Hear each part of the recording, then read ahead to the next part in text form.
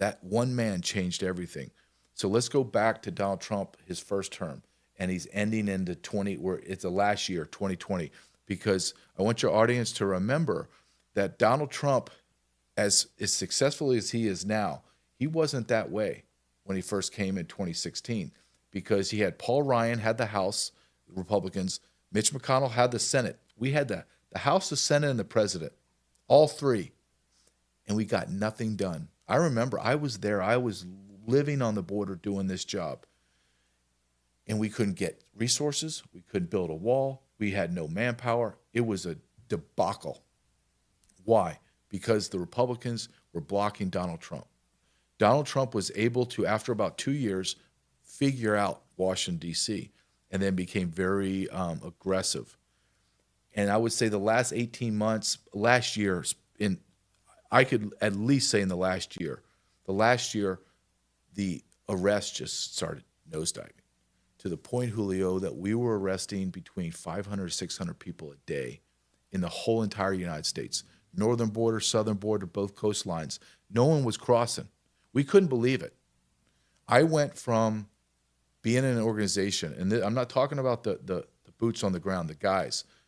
They're patriotic, incredible. However, if you have bad leadership, as you know, your company's going to fail. Border Patrol's no different. Army's no different. And we had horrible leadership that would not implement through Donald Trump until he was able to get all the pieces aligned, get the right Border Patrol chief in, Rodney Scott, who's now the new commissioner of CBP. So we had all that aligned, and all of a sudden it started clicking, man. We went from the worst team in the NFL or Major League Baseball to the champions that fast. People under Obama's time, we would drive through neighborhoods and stuff, and people would be illegal aliens. They'd flip us off, tell us to F off. Then, under Trump, we'd ride through the same neighborhoods, people would be running, because we were enforcing the law. Then we go right into Biden. Prior to Biden coming in, we began to see the swells of the caravans. Because in November, like everyone in the illegal immigrant world or outside of our country, think when our president gets elected, he becomes the president, right? But there's that gap between November and January. So between November and January, we began to see swells of caravans coming up. We would get our intel reports with pictures of people wearing T-shirts saying, "I love Biden."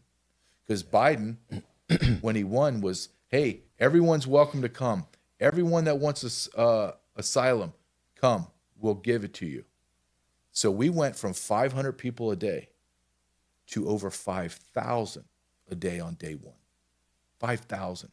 From the day Joe Biden took office to the end of his, not like it petered out, to the day he left, we averaged between 5 and 20,000 people a day arrested and released.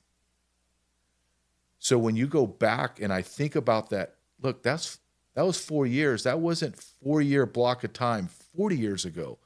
That was 4-year block of time that ended 2 months ago, not even 2 months ago.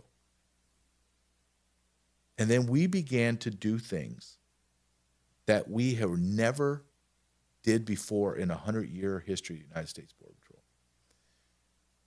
In my career as a journeyman agent to a task force supervisor and then a senior leader, I saw at least 100,000 people arrested, minimum. I released 0 of them. 0. Because it's against the Immigration Nationality Act. It's against the law. Joe Biden, Border Patrol, arrested approximately 12 million illegal aliens.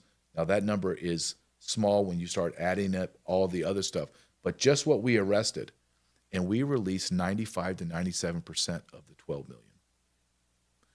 It was all against the law. Everything that we did was against the law. And who was the ringleader? Was the Secretary of DHS, Alejandro Mayorkas. And everyone thinks Alejandro Mayorkas fell from the sky. Alejandro Mayorkas was the director of USCIS, United States Citizenship and Immigration Service. They're a powerful organization within DHS and immigration. Then he became, under Obama's second term, became the deputy secretary, and then he's the secretary. And when you go back and you look at every policy decision, every new policy, every bastardization of the law, everything, one man had his hand in everything and created everything.